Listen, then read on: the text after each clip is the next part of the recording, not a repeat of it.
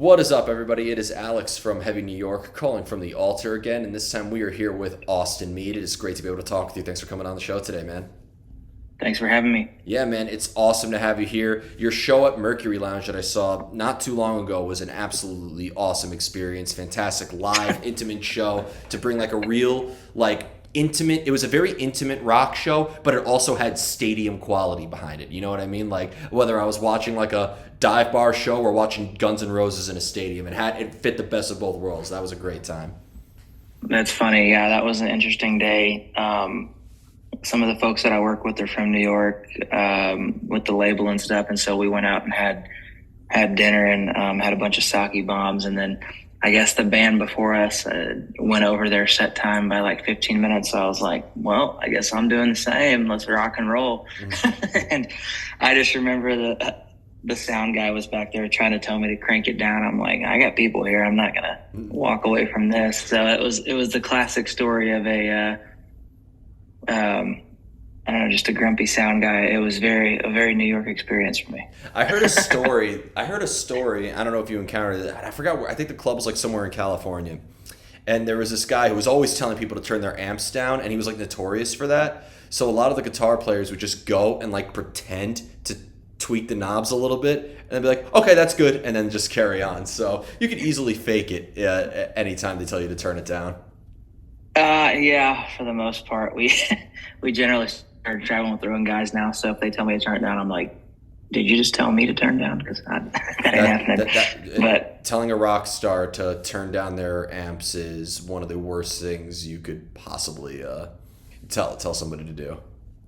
there's definitely a right place and time for it. Like you want it to be an enjoyable experience for the listeners. But anyways, yeah, it's funny. It was that I remember the New York time. I actually don't remember the end of that night at all. That was a wild one. I ended Well, up that's how you getting know it was a good time. If you can't remember it, it was a good time. yeah, I ended up getting somehow Ubered back to the spot we were at. But that was a wild one Yeah, for sure. I just hope the Uber. I hope that Uber bill was covered by the label. Just kidding. Love you guys. But it's so. It should be. Definitely should be. But it's so awesome to have you here because this new single that you just released, Blackout, which features Danny Warsnop, it was like a remake in that regard. I thought that was a fantastic collaboration. And I was just wondering, in a way, like how did that collaboration sort of be? Because Danny Warsnop and you both have a lot of similarities, especially because Danny has like the rock and roll background with your harlot as well. Like, was it just like a natural like collaboration, or was it like maybe one of you guys seeking each other out? We had been just looking for someone that fit the bill for like what that song is and somebody who kind of lives out that song. And Danny really fits the bill on that. He likes to have a good time and he's got such a great voice. And then timing wise, it just happened really fast. I think he moved to Nashville and ended up working alongside some people that work alongside my manager, and they were just randomly talking one day, and I guess he had heard the song or somebody sent it to him, and he was down for it and dug it. And so I went from becoming just a random idea, like, hey, how would this work, to within like 10 days or something, we were just in there ripping a new verse and kind of redid the layout of it. So it was really fast for sure. There wasn't like a lot of planning. We were just, shoot at the hip, let's go. And I think that really is, that's what the song's kind of about anyways. So it was very natural, for sure. When I listen to an album such as, Abstract Art of an Unstable Mind, which is a fantastic song title, by the way, or album title, because that really does, you almost see, everybody feels that when they're not in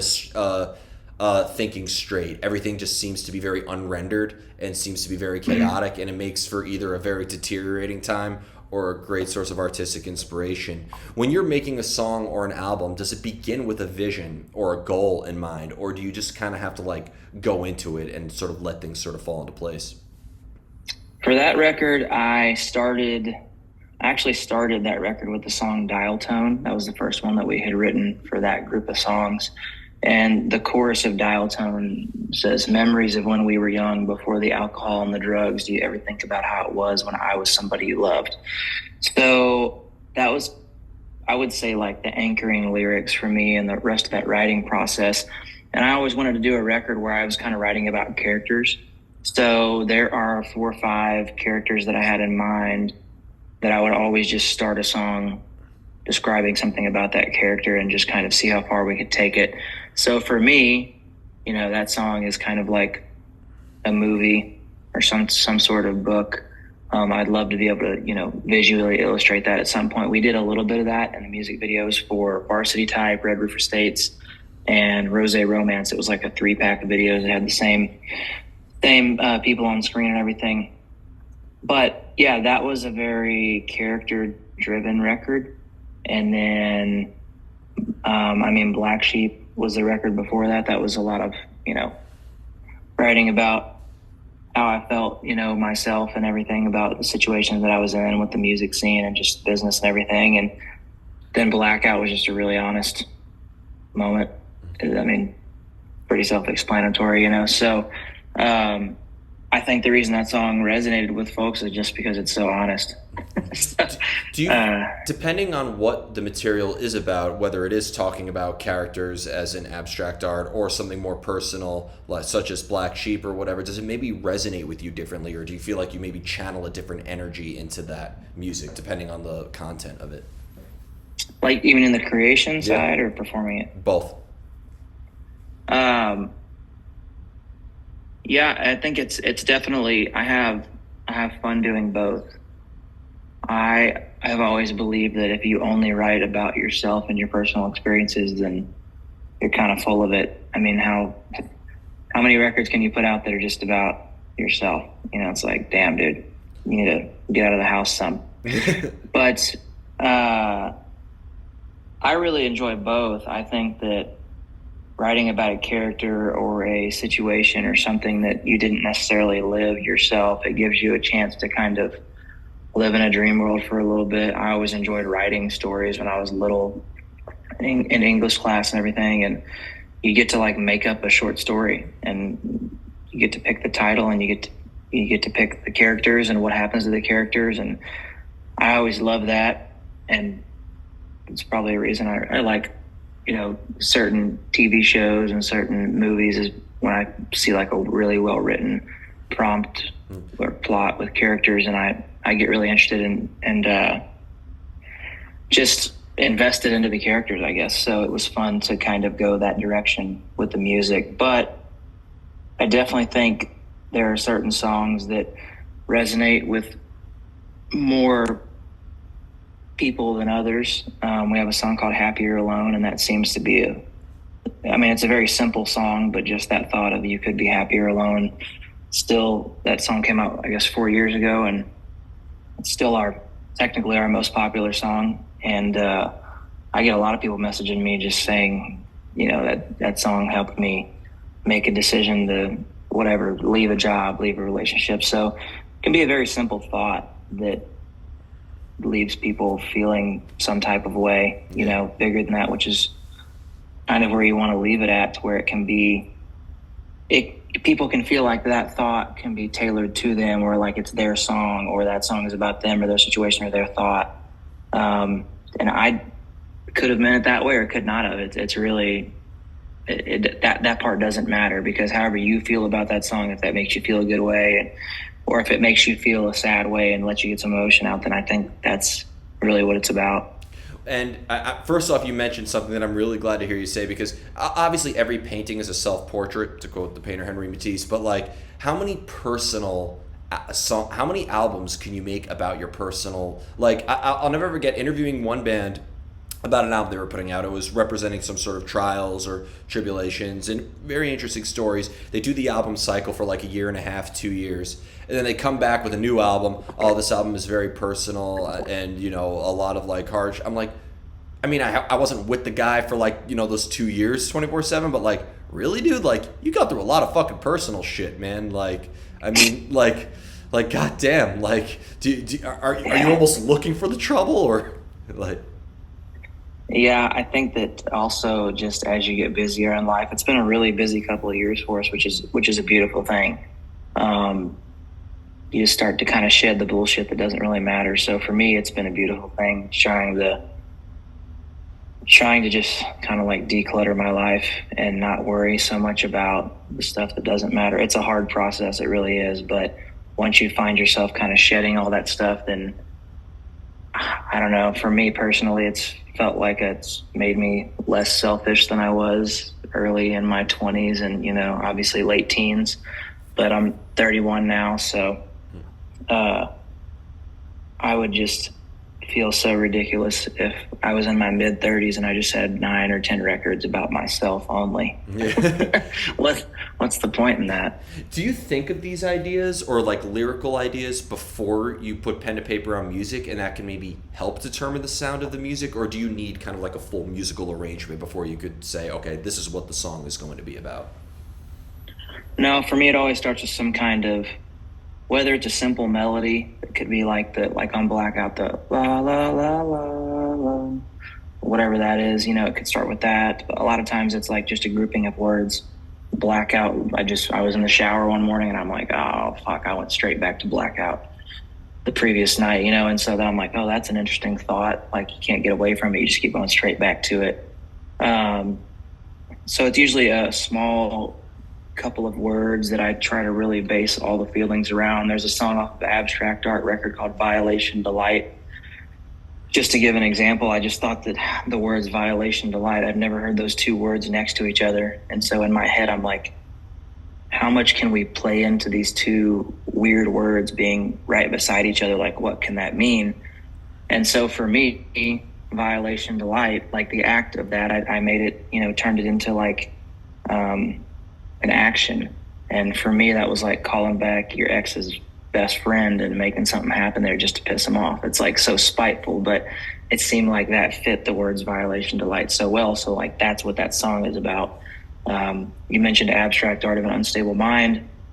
The actual like song itself, I called it abstract art.jpg on the album because I wanted it to remind people of a picture, because like a JPEG is an image, right? So when you bring it up on your computer or whatever, it plays across your phone, like it says abstract art.jpg. It looks like that file. And that song is actually about being a painting in a museum, but like you're stuck inside the painting. You are the painting and you've never seen yourself. There's never been a mirror in front of you. All you see is the people walking by you in the museum, drinking, talking about you, describing either how much they like the painting or what they don't like about it and how sad it might be to them to see, but you have no idea what you are. So, because you've never seen yourself from the outside. So it's just, for me, it was a really fun, deep thought to get into. That's a great, wow. And as an artist, that's an amazing context. That's totally true, actually. I've never thought about looking at something from the painting's perspective in a way. Yeah, and for me, that painting was a captain on a ship that was going down. And like the captain, for me, I'm thinking like, is at the front of the ship just going down with the ship, and he has no idea what they're looking at because he's, just in the painting. But that's why on that chorus, it's I might get these backwards, but it's something along the lines. How do they know what I'm always thinking? How do they know that my ship's been sinking? Framed up thoughts displayed inside abstract art of an unstable mind. So you're just wondering, like, how come I don't see what's going on around me, but everyone else can? So that was a fun one to dig into. That's incredible. Thank you for telling me the meaning of that. I know some artists are hesitant on telling the meaning because it might get rid of the interpretation aspect behind it, but to listen to this now with a more open mind, I think it really has a lot more meaning behind it, where I can listen to it and even experience more of it. So I really appreciate you telling me that. Does this inspiration just to create, whether it's picking up a guitar and strumming a couple notes or coming up with lyrical ideas, do you almost seek out the inspiration? Do you go and look for it, or do you just kind of have to let it strike you? I think it changes at different points in your career. I was definitely early on, I was like always trying to write 24/7. I was like, I create. And then I went through a period where I was just so busy touring and like working on the house and working on vehicles where I would only create occasionally. And sometimes I'll go through periods where I'm just, not even thinking about writing. And then all of a sudden I'm hanging out with the boys and somebody says something that just really gets to me, whether it's a couple of words or a sentence or just a thought that we dive into. And so I'll make a little note of that either on my, notepad or on my phone or whatever. And then I just kind of think about that. There's definitely a lot of time to think about, just creation and thoughts and concepts while you're on the road a lot, because sometimes you're just sitting there by yourself, in a bunk or driving or whatever. So sometimes at those moments I'll sit down and really focus on it. Lately, for this last record cycle, I'll kind of like schedule a trip or so, because this has been a newer time for me where I'm going and doing some co-writes most of the time in Nashville or with my buddies here in Texas. And so in that situation, like I would walk into a room usually with like an idea, whether it's a guitar part or a melody or just a couple of words. Sometimes just an idea of like wanting to write about, like I just wrote one called Numb Me Nostalgic with some buddies of mine that I think is probably one of the best ones we've done in a long time. And I just walked in there wanting to write something about the feeling of being young again. And it turned into this really beautiful kick-ass song. So it happens differently every time, but I don't purposely like push it to try to tire myself out, because I think if you're just always going back to that well and you're just hammering that well every single day, for me, it's not productive, because it's like, man, I get exhausted of just like trying to create shit all the time. I need to like pile up a couple of small tidbits here and there, and then I'll go back and look at my favorite crumb of that, and then I'll just build something off of that. And then usually the universe just like throws some shit down that makes sense, especially if you have other people in the room with you. Something that you say it's going to bring up an idea from them, and then you take the best of those two ideas and put it together, and that's kind of how the creation starts. When it comes to being such a great songwriter, being a lyricist, but also being a guitar player and being multi-instrumental, do you express a similar side of yourself with the guitar and the vocals? Do they express very much the same thing? Or is there maybe one side of yourself that you express with an instrument that you can't express lyrically, and vice versa? I'm a pretty dumb guitar player, and by that I mean like I play very square progressions and chords. I think about music kind of in mathematical terms. I was always really mathematical growing up, so I think about it in sections and numbers and things like that. And ever since the addition of David Willey, he's my lead guitar player. He's been playing with me for like almost 8 years now, and he had a big thumbprint on Black Sheep and Abstract Art of an Unstable Mind, and even Blackout. He's like our main guitar aficionado that comes up with crazy shit that like sometimes doesn't make sense timing wise or mathematically, but it sounds beautiful. And then I kind of dumb it down into more of the simple man's terms, so it's not so abstract. And I think that the meshing of those two worlds is where we found what we are now, which has been so far the most success that we've gotten. I love just like big head-banging drops in the bridges and then, after the choruses. And there's a lot of that on the Black Sheep record. There's also quite a few of those on the Abstract Art record. Even on the latest single, Blackout, I go, wake up, bitch. And then there's this ba-na-na-na-na-na-na, ba-na-na-na. You're just banging out a couple of square chords on a guitar. So that feeling is what like lives in me. And then, the really intricate, beautiful things like the guitar part for Abstract Art song, that's out of Willie's brain. And the song Late Night Letdown is very like alternative, almost fun, laid back, dare you even say maybe a little bit jazzy. Mm-hmm. So that comes from like Willie's brain. And then we just mesh them together and make some kind of a musical baby. I want to turn the clock back a little bit, because correct me if I am wrong, but this year marks 10 years since your debut with Austin Meade, that being Chief of the Sinners, if I'm right about that. And this year marks 10 years of that album. And I discovered you guys from like the Mercury Lounge show, maybe even like a little bit before that through press releases, but I checked out like the latest stuff such as Abstract and this latest single, and kind of did a deep dive in the catalog. And you really were. I thought you guys were very much ahead of your time when you listen to a track such as Arkansas or On the Run, or maybe even like what was that track? 62 Years, for example. I think is also like a really interesting bit of a deep cut, if you will. So I just want to know what Yeah. the mindset was behind the making of that album, and how has the evolution sort of like been dictated from there on out with Black Sheep and Abstract and so on and so forth.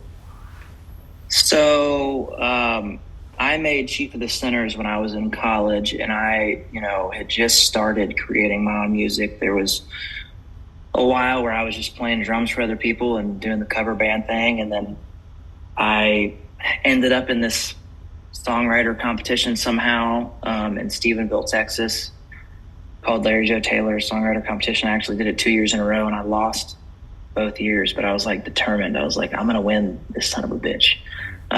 Didn't end up going back after that second year because life just got busy and graduated, ended up moving and everything. But I've always been a really competitive person, so like I've always wanted to make the next thing I create's got to be better than the last. That's what I always try to do with everything, whether it's a music video or a song or anything like that. And at the time of Chief of the Sinners, getting back to that, I had nobody. It was me by myself with the help of some producers from the small town of Stephenville that had just started up a studio and a single wide trailer. And I was like, hey, I want to make a record. I wrote these songs and I don't think they're the worst thing in the world. So we just put them down, and I was going to school for entrepreneurship and agricultural economics. So I've always been a little bit business minded. So I'm like, okay, if I'm going to play shows and make a living doing this, then I've got to have some type of a product to at least show these venues that I want to play. And I had made a EP before that, which you can't find anywhere. I think there's a couple copies sitting in my shed somewhere, but it was just my first attempt. I had nobody, and so I just made some stuff. And then a couple years later, I was like, wow, I feel like as a representation of me, this is absolute shit. So pulled it offline, whatever. It's a gem. It's pretty terrible though. You're gonna have your diehard fans like begging you now to release that somewhere, just so you know. Yeah. I don't know that they're gonna find that one because that one's pretty embarrassing. But and the only reason I say that is there's a huge maturity change and a vocal change and just a direction that, I would hate for people to find my early stuff and think that is what I am now. The only reason that I try to find beauty in it now, like the Chief of the Sinners, I go back and listen to my writing and my voice at the time. I was like, I don't even think I was 20 yet when I made that record. I was still sneaking into bars and stuff. And, I'm glad for the progression and for the growth over time. But creating that in a single wide trailer, middle of nowhere, Texas, and I did a lot of the stuff on there. Played the drums and the rhythm guitar, and then the producer played the lead guitar and helped out with some of the bass. And it was just a very homegrown, small process. And then that record just started allowing me to play a bunch of shows around Texas regionally, and I got some opening spots. And then I was like, oh shit, somebody half-ass cares about this. People were paying attention to the lyrics, which I think that was the main thing about that record, is though the music I don't feel like was amazing, there's a lot of people that were resonating with the simple thought of Chief of the Sinners. That actually came from, my dad's a Baptist pastor, and there's a Bible verse where one of the disciples says, I am the chief of the sinners. And so I just felt like that growing up as a pastor's kid, but playing in bars all the time, and just stopped playing in churches because I was driving back home from gigs on, Sunday mornings and things like that. So it was kind of just a personal thought that I decided to turn into a song. There was another song on there called Feeling Closer that folks in Texas liked for some reason. And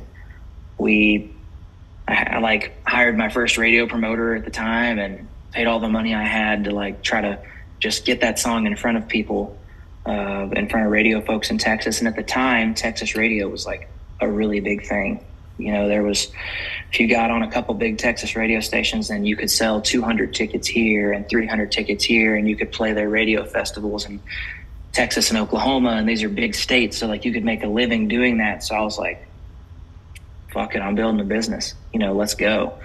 And then that song, Feeling Closer, it just it stayed on like the Texas radio charts for a lot longer than most songs do. I think it had like a 8-month lifespan on there. Wow. It never went number one or anything, and it's no big deal. But like my name was in front of people like over and over and like over that's and better over than me. again. Would you rather be that for 8 months to just be like number one for like a week? You know what I mean? Right, and the same thing I still see in like the rock charts right now. Like Blackout was on the radio charts for over 6 months. I think it only got up to number 17, but it was there for like months. So I feel like it was a really big success for me. That was also my first attempt into the rock scene, but we can get back on that in a second. Anyways, yeah, the Chief of the Sinners things happens. I just start playing everywhere. I'm playing every opening show I can. I don't care what I'm getting paid. I've got like a 3 or 4 piece band. I bought a van. Let's go. Everywhere I can, as many people as I can meet and sell a t-shirt to, a koozie, shake a hand. And that's just kind of like where the business started. And that led to meeting better musicians and better, like advice and other producers and things, which led to the Heartbreak Coming record, which led to the Waves record, which led to the Black Sheep record with Abstract Art. And Happier Alone is kind of when people started paying more attention to us, like on a national level. So it's still unraveling its lifetime right now. We're in the midst of, people still finding the Black Sheep record and people still finding the Abstract Art record. And I'm already starting a new record cycle release right now. We have a song coming out this month for another record. So it's really cool to see just the compounding of creating music from your fucking bedroom over time, That's always amazing. That's always the most amazing thing where like, just everything kind of snowballs after that. And I think that's very inspiring. And I can tell you that here in New York, we're very thankful to also be able to experience your music, and we're very grateful for it. So thank you for that. Yeah, I appreciate you guys listening to us. I'm down here by Mexico, so I'm a long ways from home. Like when I'm up there at Mercury Lounge, Yeah, which, again, fantastic time. So before we go, I want to thank you so much for your time and for such an awesome conversation. And most of all, once again, thank you for your music. Just anything else in terms of upcoming tours or new releases we could be expecting from Austin Meade in the future? Yeah, we have a song coming out on 420 called Stoner Fantasy, and we made a really funny, what I think is a funny music video to it. I love just making goofy stuff. I grew up loving like the Foo Fighters music videos, so we kind of went back to that style. So that'll be out on 420, and then I got quite a few more singles coming out that are kind of up that same vein for the rest of the year. And then have a live record that we just finished up. We actually recorded it last year, but then got busy touring and everything, so just got the masters back for that. So that'll probably be popping out. And then, I don't know, I've been dabbling in the idea of maybe going back to my roots for a minute and do more of like an acoustic based record. I haven't started that yet, but it's kind of more of a Chief of the Sinner sound, but more mature, so maybe that'll be my next move. I'm always plotting and scheming of what I can create next, so maybe that one will feel good. Hell yeah, looking forward to hearing it all. Thank you so much, everybody. We are here with Austin Meade. This is Alex from Heavy New York, and we will see you next time. Peace.